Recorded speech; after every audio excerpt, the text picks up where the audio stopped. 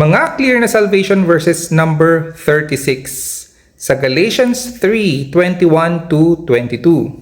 Basahin natin. Is the law then against the promises of God?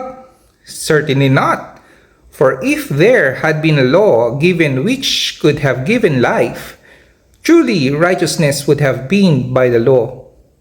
But the scripture has confined all under sin, that the promise by faith in Jesus Christ might be given to those who believe.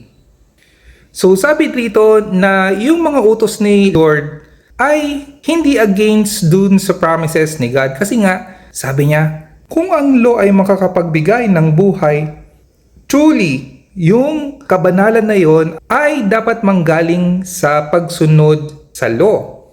Kaso nga lang, sabi dito, ang scripture or ang Bible ay sinasabi na lahat tayo ay nagkasala.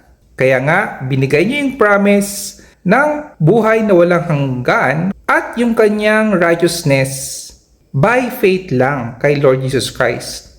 Kaya nga inulit niya dito na para mabigay ito sa mga mananampalataya sa Kanya. Thank you, Lord, for your promise through faith that we have received in Christ Jesus.